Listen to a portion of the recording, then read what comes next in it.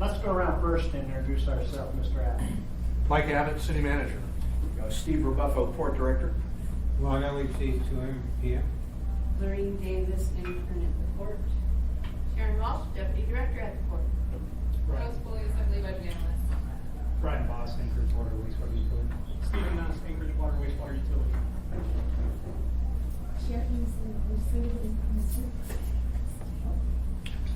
Forrest Dunbar, Anchorage Assembly. Tim Steele and Amy Dabowski is on the phone. Mike, do you have anything you want to Nope. say? Just ready for the agenda, Mr. Chairman. All right. WW.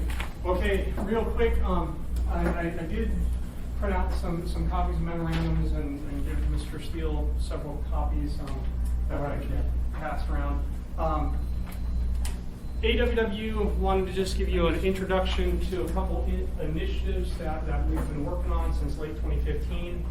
One is a water transmission main improvement district initiative, and the other is a kind of a joint project coordination agreement that will allow AWW to partner with developers to do joint projects that have a mutual benefit to both the ratepayers and the developers to achieve economies of scale and bring together a more holistic approach to constructing things. The memo outlines the general principles of those. We're working on these internally. We hope to be before the policymakers with more formal presentations and workshops later this summer, early fall, before we have to introduce these tariff changes to the Assembly for approval before they go to the Regulatory Commission of Alaska. You're going to be hearing more about some of these initiatives in the very near future because AEPC's Live, Work, Play Committee is coming out with a series of like 5 or 6 memos, part of which talk about these initiatives. And the whole purpose we're trying to achieve with this is within Anchorage, the large undeveloped tracts of land that are available for new housing projects, a significant cost being able to develop those is in constructing the large diameter water and sewer infrastructure. And so we're trying to find ways to maintain the cost cause or cost payer principles where the developers would actually pay for it, but allow a little bit more flexibility and some ingenuity in terms of financing and how to achieve that and get the things going a little bit faster, sooner, at a lower upfront cost to be able to get the project. The memos contain high flyovers of it and an anticipated schedule for that, and we'll be ready for you again here in probably August, September. Not just extension of services, but also upgrades. Yes.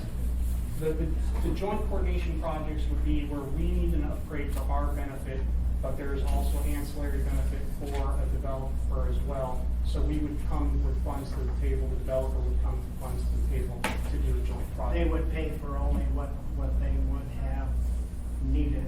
Cost cause or cost payer principle. And we have money to do that? That is one of the things that'll have to be in discussion is anything that if these improvement districts do go forward, we want to make sure that whatever is agreed to doesn't negatively impact the other capital improvements that are needed just to maintain the existing infrastructure that we have. So timing, phasing, prioritization would all have to be figured out and come into play. Questions from So I think we talked about this last week, and the Powder Ridge that's sort of driving the first example of what might happen for the first program. Yeah, the Cluton Powder Reserve development would be a likely candidate for something like this, but there's also areas in West Anchorage out beyond Sand Lake Pits there. The lower hillside area, Legacy Point, is another example where Would either of these programs be used in sort of the more concentrated downtown area for some of the larger potential denser development? Where there's existing service already, where I can see it being used is more on the joint coordination agreements, not necessarily the trunk improvement district type programs, but the joint coordination agreement type projects would be something that could be used in downtown corridors and something like that. If we needed something and there was a developer that needed something. That's the second program? That's the second program. And So I guess two more questions. So first of all, do you think either of these programs will cause problems with the RCA? And second, are these kind of programs used in other cities? You have other examples of other cities that use these to good effect? Yeah, so we just sent one of our staff members down to American Public Works Association conference, and Sacramento has a similar program to the Joint Utility Infrastructure Agreement program that we're proposing here. And while this isn't necessarily modeled off that, other communities do enter into these they're not full-blown public-private partnerships, but they are joint infrastructure development agreements. So we think that should go through as long as we hold the cost-causer, cost-payer principles to make sure that the utility ratepayers get a benefit, and we're not just using utility ratepayer funds to fund development for somebody else.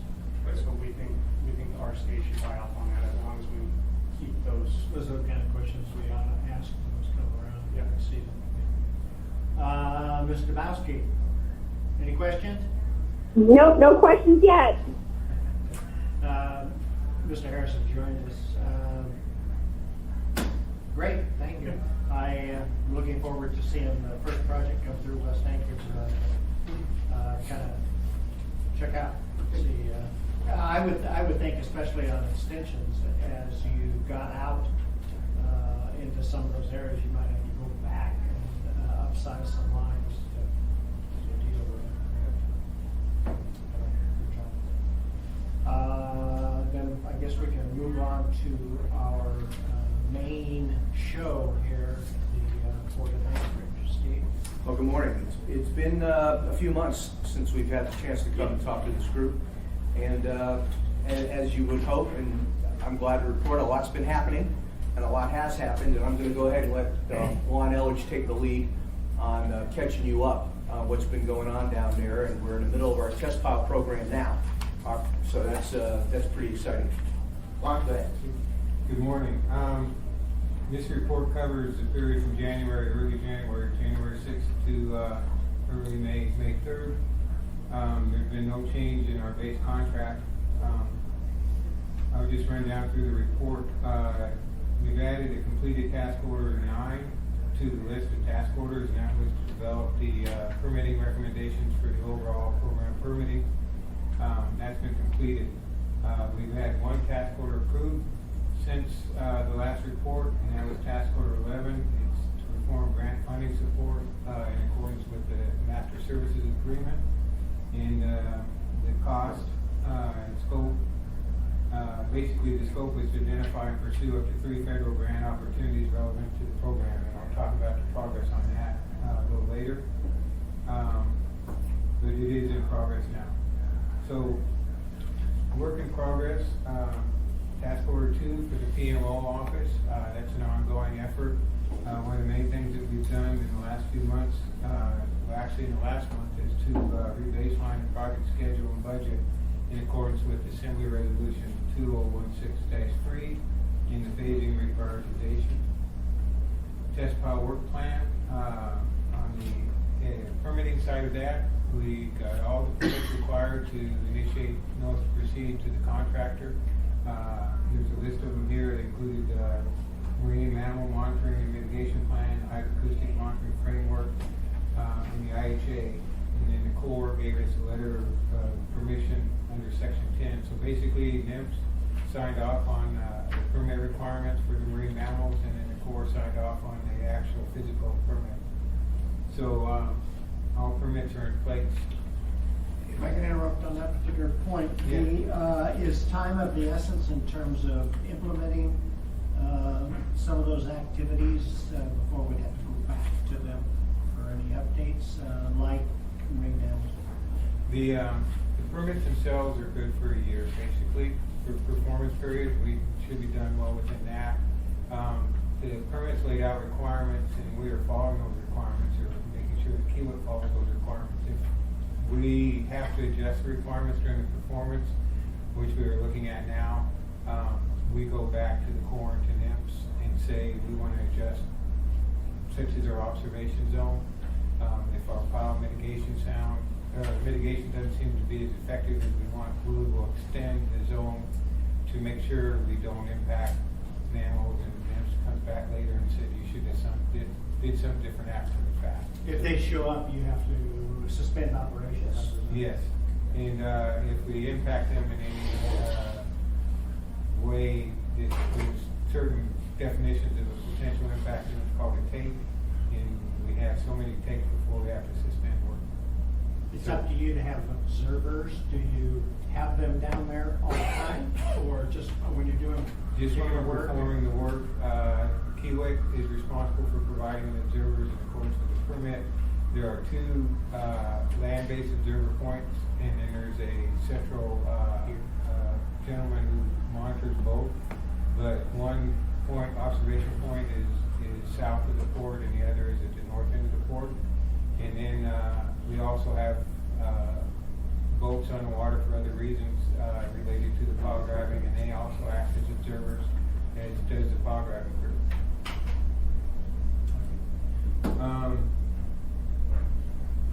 Task order 5, precursor activities for basically the marine terminals to allow us to procure the designer of record. So we briefed the Assembly Enterprise Committee on the seismic design alternatives for POL 1 and Terminal 2, and we incorporate those into our preliminary design. One thing we've done is we conducted the second set of ship simulations at Habitat. I was down there for part of it. It went very well. The pilots were very engaged once again. But this simulation was to verify the change in sequence due to the reprioritization, such as having NES stabilization in 2 phases, a little bit different duration and sequencing on the marine terminals themselves. So we expect a final draft report, or draft report has actually been reviewed by us this last week, and we expect a final report, I believe, next month. I was down there for the first one. The second one you said was a little different. Did they have trouble getting in to any of the docks or anything when they tried to simulate it? Yeah, well, this particular go-round, there were 2 things that we didn't do the first time. One of them was to simulate the removal, that partial removal of the north end to improve the current flow through there. And the second thing we did was add a 3rd tug, which was one of the recommendations from the first simulation. Particularly in a time when the winter conditions with ice and winds and offset docks. And when you have other traffic alongside. Right, and the recommendation from the pilots coming out of the first study was that a 3rd tug was definitely required. And based on the results of this current one here, that 3rd tug absolutely did alleviate a lot of the concerns. Simulating that They're 3rd. okay on the increased cost? I'm sorry? The users are okay on the increased Well, cost? that's already factored into what the cost of the project is that we've been talking about now.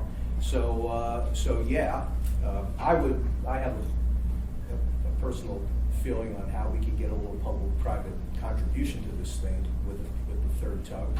But we also have several new tug operators in the vicinity here, so this is something that we can bid out when it's time to get that 3rd tug into the mix, as opposed to being stuck with what people have historically thought was the only game in town. I'm sorry for interrupting the flow of things. If I could add one thing, another thing that was different from the simulation you observed is we were able to actually get 2 tugboat operators and make the 3rd tug actually a live portion of the simulation. So when the cargo vessel was maneuvering, one of the tugs helping it was actually also in the simulation. So what they did, it was a live interaction. So we made it as real as possible. Let the record show Mr. Croft join us.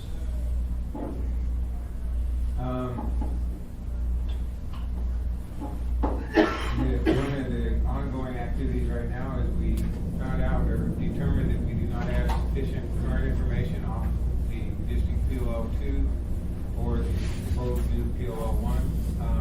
So as of Tuesday of this week, we've deployed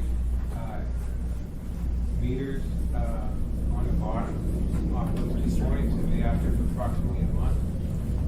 TerraSound is given a contract to deploy them.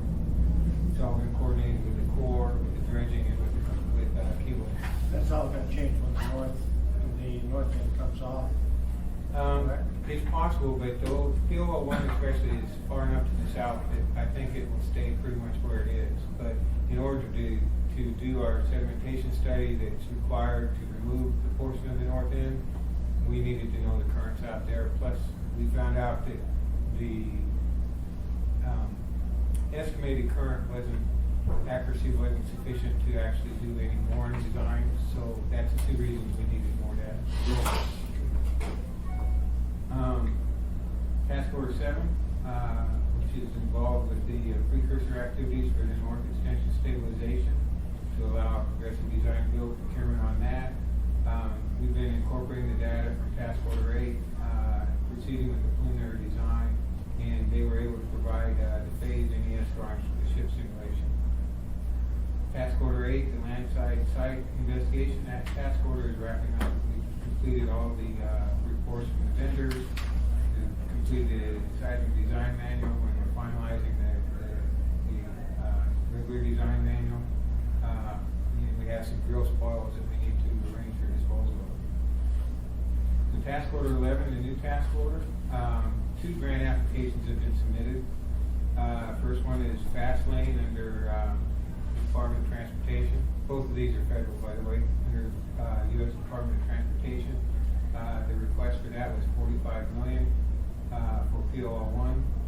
And then we also submitted the FEMA pre-disaster mitigation grant for the seismic upgrade requirements for POL1. And there's a typo on that, I apologize. The request should have been for $9 million. I'll confirm that. But we're currently investigating the 3rd grant opportunity. We plan to work with the port and see which of the potential grants would be the best likelihood of success. Oh, really? We're gonna meet next week and pick which grant opportunity. Ms. Steiner? Just to make sure that we're all in the same group, that the new guys basically are understanding terminology. You say, is it POL or PLO? Either way, it's POL. POL. POL, that's Yeah. petroleum dock? Petroleum, oil, and lubricants is the term of the art. So we refer to our petroleum docks as POL1 and POL2. Now, this particular POL1 that we're talking about here is the new dock, the one that, if you look at the picture of the phasing plan, is in that first phase.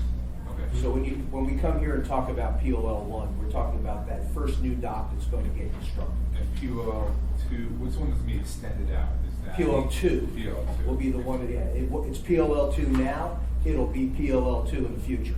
But it'll be further out if we. Right, yeah, it's gotta come out, eventually it's gotta come out and be on the same alignment Right. with the main dock and with that POL1 petroleum dock. Okay, thank you. Sorry.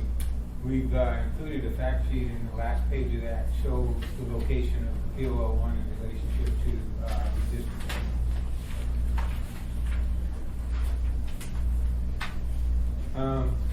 And if I may say, both the Fast Lane and it turns out the FEMA grants were done under a very fast track basis to make sure we made it on time. The coordination between my group and the court could not have been better to get them in and accurate and done. We have no pending task orders. We have 3 future task orders that we're working on. Task Order 5, Change Order 2. We'd actually completed this to perform arranged for the performance of the hydrodynamic and sedimentation modeling that I briefly discussed earlier. This modeling is required under the 408 permit and also the determine if whether the alignment of NES will do what we want it to do.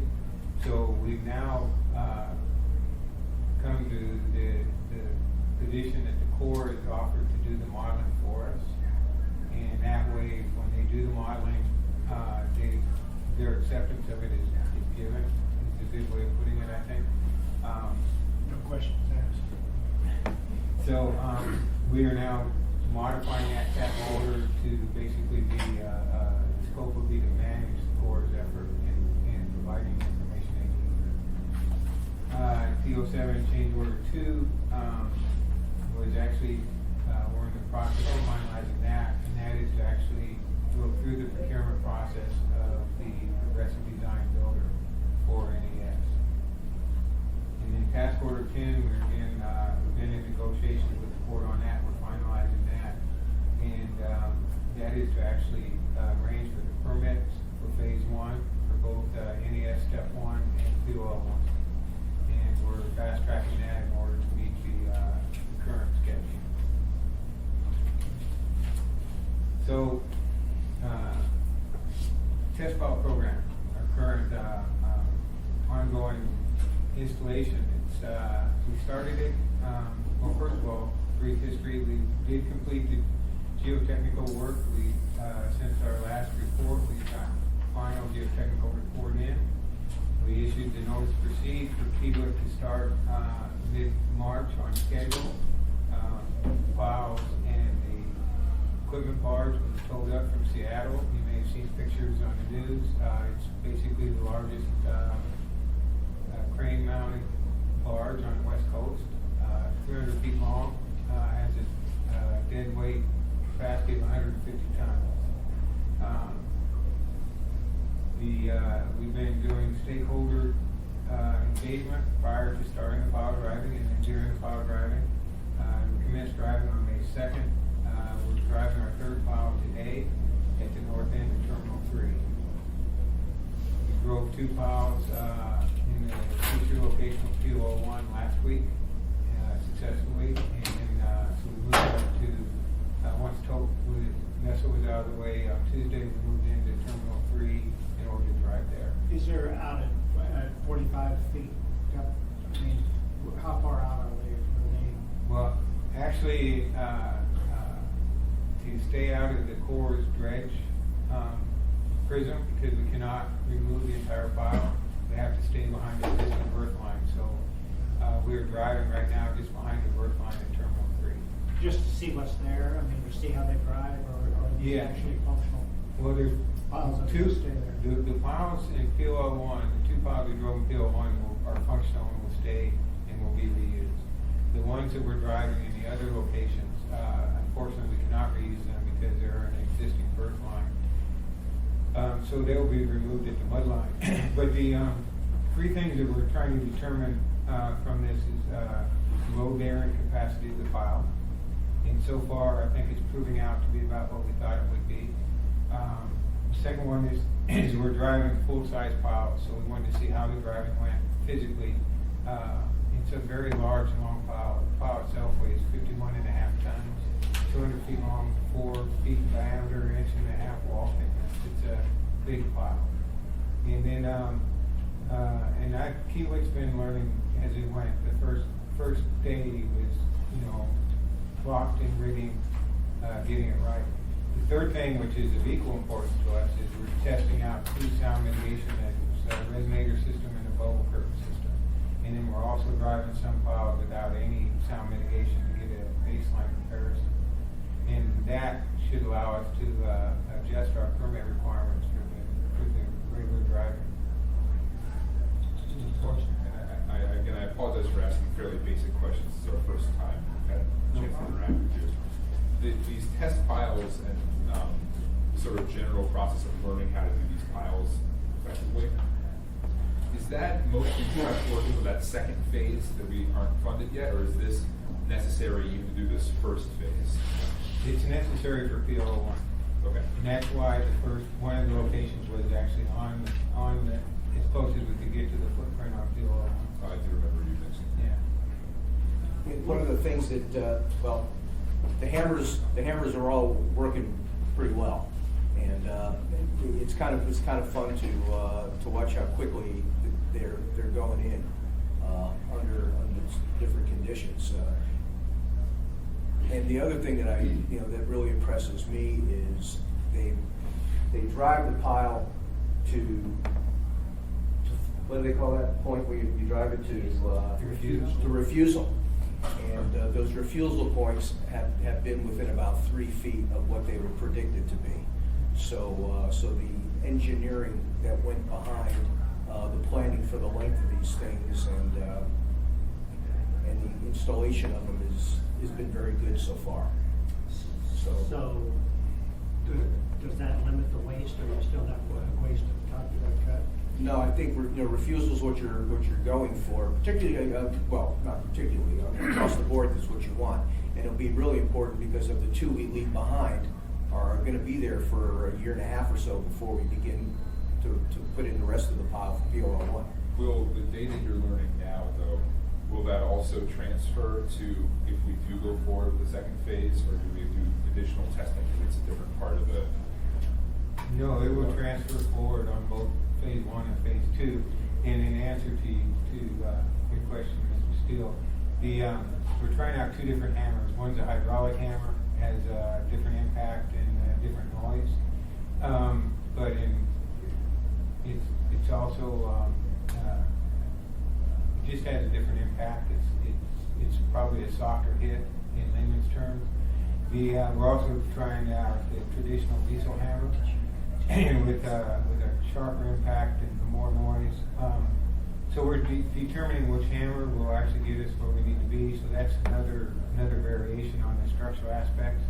But yes, we'll be able to, based on what we find out, we'll be able to fine tune the length of the piles, the design piles going forward, and hopefully, for example, in POL1, I believe we ended up being, we're gonna have some cutoffs. So when we actually design the piles for that, we'll be able to order them in a shorter length.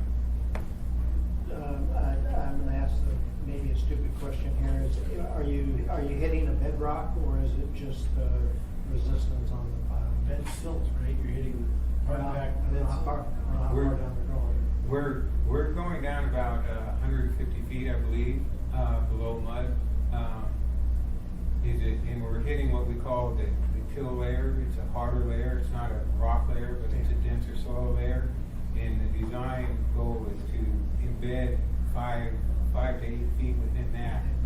And we do not want to drive through it. So we want to basically get into it and then stop. And so far, it's pretty much what we thought it would be, and giving us the resistance Good that would footing. be. We're also doing sound monitoring for Government Hill and Cherry Hill. I'd like to point that out.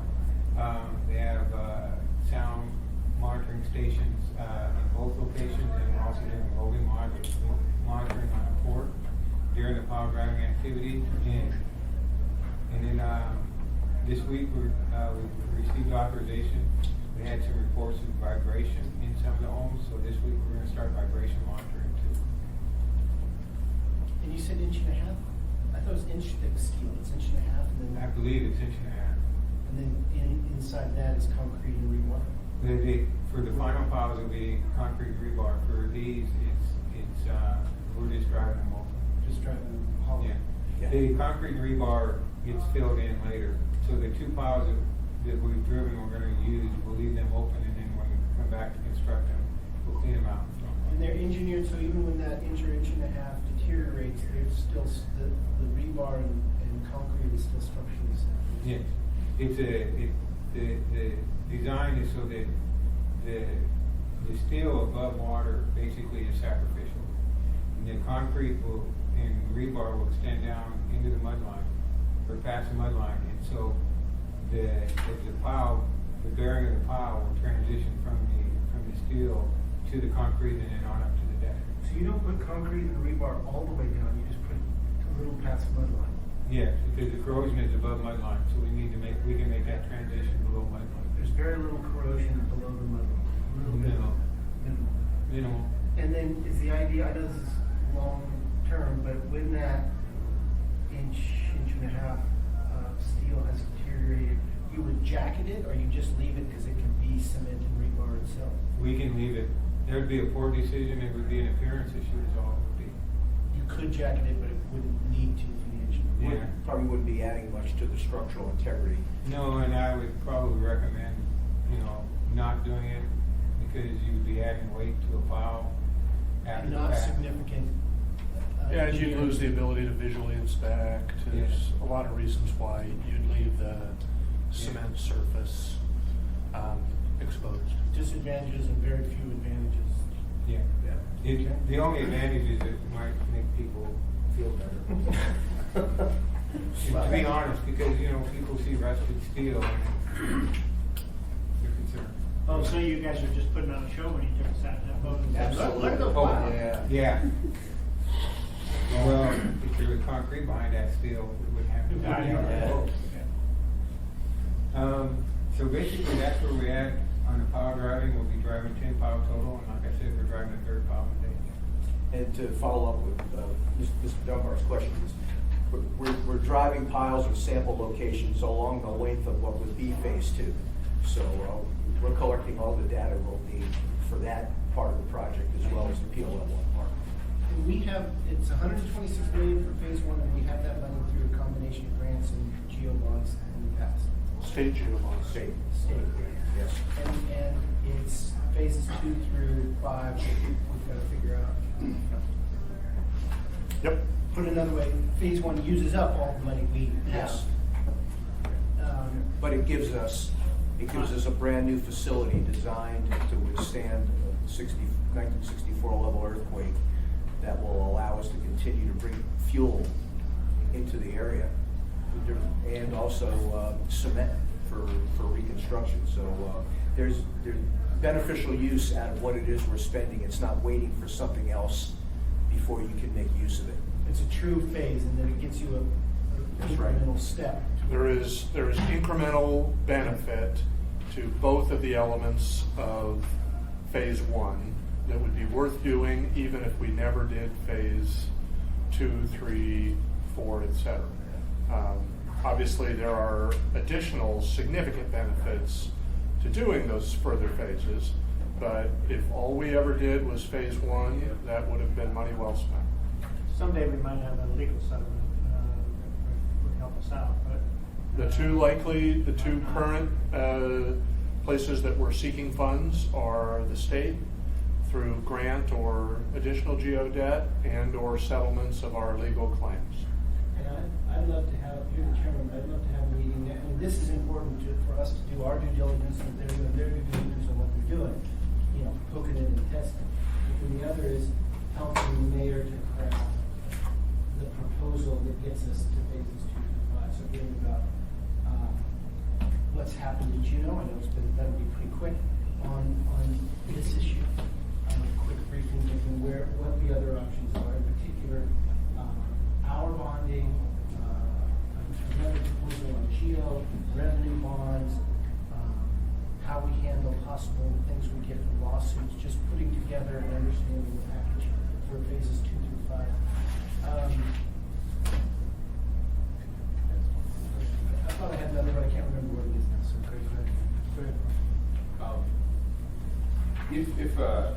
If we complete phase 1 and there is some kind of emergency, can that, so let's say we had a major seismic event that significantly damages terminals, our current terminals, could that POL dock or berth be used for traditional? For container ships?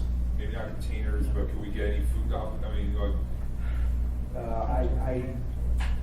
Not- Slowly and inefficiently. It would be a tough. There's not going to be any crane structures on that, so the cranes would essentially have to come from the vessel. You'd be pulling it off, by pallet or basket, and so the short answer is it would not be the source of any significant cargo transfer. And if we did need it for fuel, if the rest of our fueling infrastructure was gone, it would be busy pretty much most of the time, just receiving fuel. But phase 2 gets you terminal 1 and 2 for that purpose. It rebuilds our existing and allows for the expansion of the current container-based traffic that we have. So what are the rough price tags? Go ahead. Of 2, 3, and then you get 4 to 5 altogether. But what's the rough price tag of phase 2? I can tell you that the price tag on phase 2 is approximately $290 million. I do not have 3 through 5. So when we pitched the state 290, that was due phase 2. Phase 2, period. And we told them, our message at that point was, this was the last money we asked for, that we would have funded whatever we were going to do beyond phase 2 with non-state resources. Any likelihood of getting? That was the expectation for settlements, for potential either municipal or port contributions beyond that.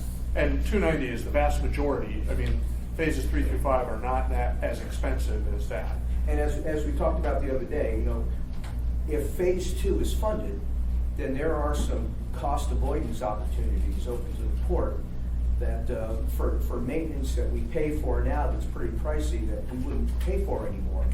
And we could bank that part of what it is we budget for every year and be able to handle probably that third phase on our own. Do you have a ballpark on phase 3? What was the PLO doc?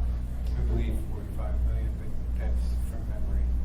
PLO Yeah, to pull out it was PLO. a little less than 50 million is the last time we talked about Yeah. it. It's an extension of the existing pier. Part of the cost will depend on the land side, but also how much of the existing causeway we can reuse. 50 million is a good rough. At tops. At tops, Right. I would say. Phase 2, completion of phase 2 gives us the upgraded facilities that our customers want in terms of cranes and depths, and we want to. It gives you a It keeps Matson a viable, survivable port for 75 more years. Remember that a lot of this additional expense, is, as you've heard before, is because we want this facility to survive a major earthquake. Yes. We could build a much less robust facility for a lot less money. But a lot of what we're building now is seismic survivability. So Forrest brought up on our tour that is modernization the best way to explain the importance of this? Modernization sounds optional to me. Sounds nice but optional. Replacement, repair, Safety, protection, cost something, efficiency. right? So, I think he's probably right that when it doesn't completely come through with that word, the fact that we would not have a port in a major, likely not have a port in a major after a major seismic event. Or the fact that even without a major seismic event, how many of those pylons are going to become basically non-functional in the next, 10 years? I mean, what right now, if we didn't do anything besides jacketing, at what point would we have to stop using those facilities because of structural integrity? Well, we'd have to start looking, 15 years or so out, we would have to start seriously looking at what the load-bearing capacity is on what's there, because by the time you hit that point, you will have jacketed piles that have the jackets on them that are over 15 years old. And so they are as subject to corrosion as the piles that haven't been jacketed yet are, and I think we even looked at a few of the most earliest piles put on the dock that are as corroded as some of the piling that are around them. What's the result of the discussions with Matson in terms of crane size and their operation? Well, I'm not speaking out of school, yeah. I'm not speaking out of school because we put it in the document that we gave you today. They would like 100 gauge cranes. Yes. And they want 4 of them, not 3 of them. But in the same breath, they will tell you that they will bear the burden of the cost of the cranes. But we can't put cranes on the current. You cannot put those. No, you can't put 100. You can't put 100 gauge cranes on a dock that is less than 60 feet wide. You gotta complete phase 2 in order to. Yeah. Phase 2 accommodates 100 gauge. Well, not that picture. That picture accommodates 50 gauge cranes, and that's also in the text that you've been giving. That was one of those late breaking things that we have to now reconsider when it comes to the design of the phase 2 dock. To put 100 gauge cranes on it, we have to make the dock wider than what it is designed or what it was estimated to be now, which is more piling and more concrete. And how much of that Matson would pay for with their own capital versus us paying for it and then charging them? It's the notion of cranes. Does Matson or any enterprise, do they own their own cranes, or do we buy them and they basically pay for them through user fees? They just did that in Kodiak, it seems to me. There's a variety of mechanisms that ports use around the country and the world when you're essentially building tailored facilities for individual users. Yeah. Might be a source And of credit for us to get some money down the line. There's we can shrink our capital requirements and Matson can contribute. They might think they can buy or do their stuff cheaper.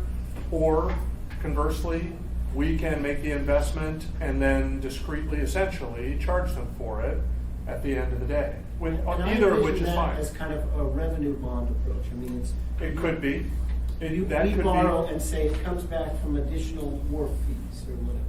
Right. And And there's just going to be a pass through from that. I mean, Matson's not going to like it, but they're going to pass that on to. either way, in all likelihood, through, assuming that, there's some form of expense to the port associated with some of the, and Toad is gonna, there are elements of their facility that will have to be tailored for them as well.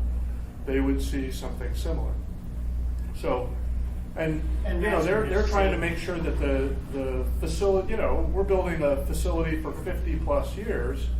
They're trying to make educated guesses as to what their fleet is going to look like over that time. And so, how deep do they want it? How long do they want it? What size cranes do they need to move that gear? And how much volume do they need to anticipate? Those are all questions that Matson and Tote are processing right now, and port facilities are one of the variables. What contractual relationship do we have with those guys? That is, are we a port to all comers if a new shipper wanted to do? Absolutely. Yes. They don't own those terminals.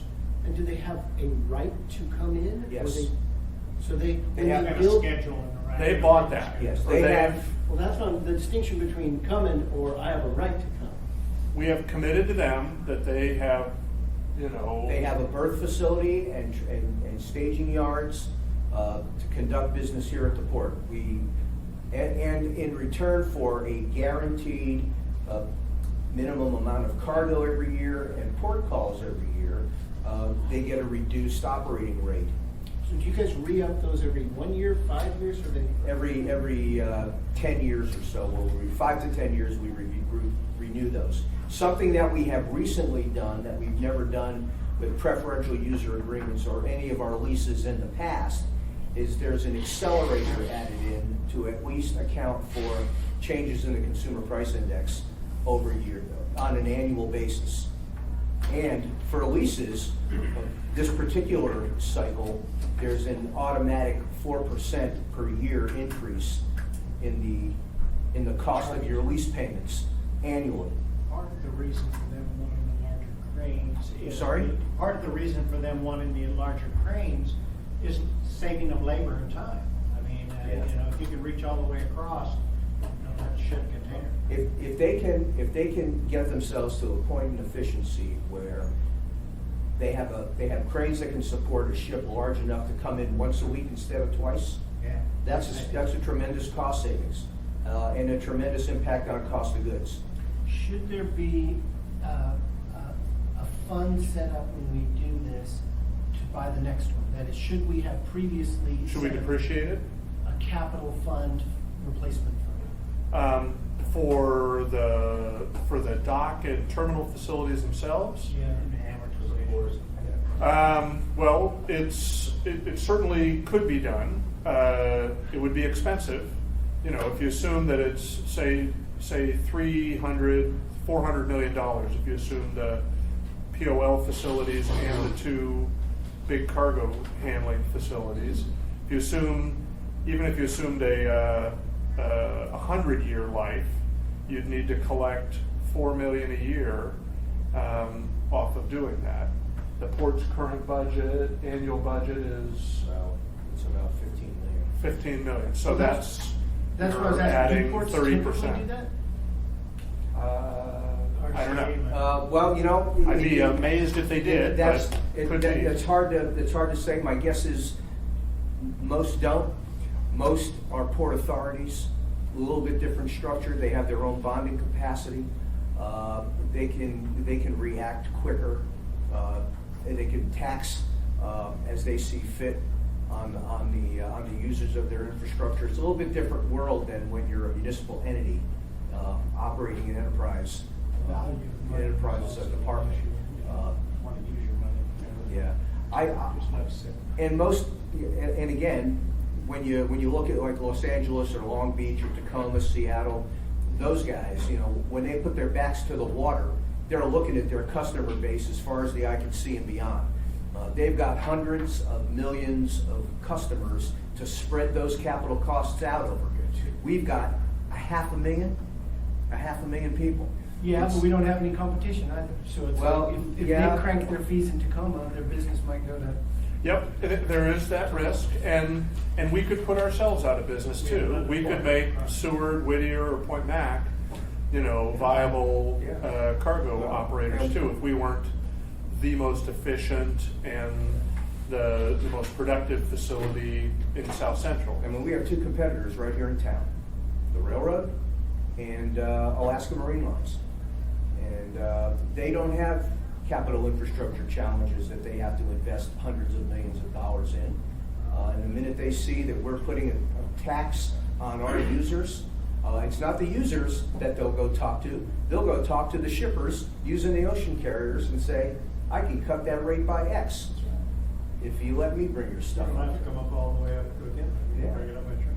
And so it's a delicate world to have to balance. We probably have some room, and it's why we have anticipated that at some point in the project, some debt funded by port tariffs will be required. Maybe the phase 2, phase 3 or beyond, or maybe a capstone phase 2 or something like that. As Steve said, we're currently spending several $1 million a year doing the maintenance of the existing facility, and we'll still have preventative maintenance to do on a new facility, but it won't be nearly as expensive as what we're doing now. What payments does the port make for Anchorage ongoing operations? What's its payment in lieu of, or how does it subsidize us? It's a little over $2 million this year. Our 2015 payment to MISA was a little over $2 million. That's their in lieu of property taxes. Right. They do not currently pay a dividend, a percent of net income or something like that so the muni gets what it would get as if the port were a privately owned facility. We do not get a value associated with owning an asset, like you might if you owned somebody owned an operating company. But we get food. Don't get me wrong. You get food and clothing and gasoline. We look at this more like a public benefit than we do like an enterprise. And it's a gray area. There's no hard rule as to why that should be the case. And I'm sure there are examples of other places that do it differently. But Have we ever taken a dividend, or has it always been that property tax in lieu of? That's it. No, I'm not aware that we've ever taken a dividend. I think the only enterprises that have paid a dividend are AWU, ML&P, and Solid Waste Services. So I have to leave a little bit early, although I think we're almost wrapped up. My last question is, so here you have phase 2 starting in 2018. And that's dependent on the funding. That's It's my going to question. slip with the funding. When do we have to have, so we've already slipped past this. My No. question is, when do we have to have our It funding? ain't in overdue. place? No. We probably have about a year from now to get commitments for funding in order to initiate phase 2 on that timeline. So one more time, we need it We need commitments in about a year from now. to do that. Yeah, and it gets a little gray if we can, there's long lead time items, both in terms of design, permitting, and actual procurement that are required in that. So when we say we'll start it in 2018, that doesn't necessarily mean that you're gonna see all the construction happening then. So if we have to go to bonding, I assume we have to go. Local bonding or state bonding? So I think it's gonna be, if we do a combination of that, which ballots do we have to be on? So the state can only do general obligation debt at regular elections. So we're gonna miss the 2016 regular election. So the next opportunity for state GO debt would be 2018. There are some other state debt tools that are not GO that are worth considering, and it's one of the things we've been talking to the legislature and the administration about. But we certainly don't have any commitments to that effect. But there are other state tools that could be, state debt tools that could be in play for significant port funding. If they wanted, they could slap it on the 16th. I mean, I know there are Yeah, time limits and there's stuff. certainly time. This legislature hasn't adjourned, but we have no reason to believe there's going to be a GO bill this year. Are you considering or expecting that we will have some kind of local bonding on this project on 2017? No, we are not. There may need, I mean, this is Mike Abbott talking now, I'm not speaking for the mayor or anything else, but there may be a need for a local GO contribution to the port. I don't believe there's ever been one, at least not in modern memory. I mean, maybe not before the mid-70s. Until the port was when the port was actually built. The facilities you see there now were not built with local funding, so local GO funding. So it would be a new thing, but we're willing to consider that. It's certainly not going to be a 10-digit number, though, or a 9-digit number. Excuse me. Anchorage can't and shouldn't do this alone. The revenue operators can't and shouldn't do this alone. The state could do it alone, but it seems unlikely that they will. So it's going to be some combination, I think. We agree with that. That's what we learned this year in Juneau, is that the notion of a $300 million grant or $300 million on a state GO bond is an unlikely outcome. Not just this year, but in the next year. We did get a lot of support for the project, and we're not as worried now about branding the project as we were a year or two ago. We think we have won, for want of a better term, that argument. Number one, we think there's a general consensus that the port really is important to everybody. We also believe that the port is the preeminent Anchorage capital project at this time. And that's not nothing. I mean, there have been years, Eric, you remember, where university projects, road projects, municipal projects all competed for local money. Right now, at least in the large project category, the port is it. And that could change, but that's where it is now, which is great. That's helpful in that there's not a lot of competition within Anchorage for a big chunk of money. Is there any, what is their GO capacity? The states? Does the state have a limited capacity of some sort?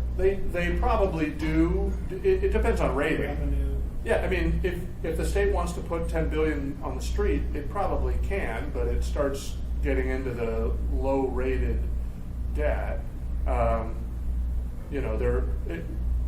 The state believes that it has probably upwards of $1 billion of additional GO debt capability before their bonds get significantly derated. Probably not. They're probably going to get derated a little just based on their overall fiscal situation. So we have good support with the administration, or I know we have. We have significant lots support of from the legislature. people telling us, "Yep, great project. I wish I could fund it." And I think that's more than just lip service. Let us fund it, just use your tools. Well, yeah, and the state would be glad to issue the debt if we would agree to pay the debt service. But on $300 million, even on a 30-year note, you're looking at $10 to $15 million a year in debt service. That's a big number. That's the entire port operating budget. So we think it's appropriate for the state, because of the statewide impact of the facility, to pay the majority of that debt service. Would we pay some of it? Maybe. And that's one of the ideas that's been exposed in the last 60 days is some sort of shared commitment to the debt service. And there has been a great deal of interest in that. That is not the typical asker's offer. On Geo. Or even on revenue debt. The Another state way could to sell. do that same thing is have the number not be 290. We want you to put us on. Is there any serious? Yep, the state does 100% of the debt service for $200 million. Right. And We we'll do the figure rest. Up. Is there any live GeoBond proposal that has 200 of us and some of Fairbanks and some of, like, spread across the state? There was a bill introduced by the House Majority Leader, a standalone single-purpose bill for GEO debt for the Port of Anchorage. And it was put in as a placeholder, a couple of other co-sponsors, put in as a placeholder to get a conversation started. The conversation didn't go anywhere.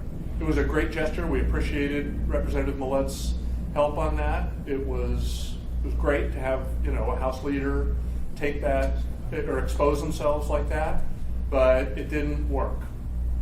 We're gonna have to wind this up. Any last parting words? Is that hand? You are.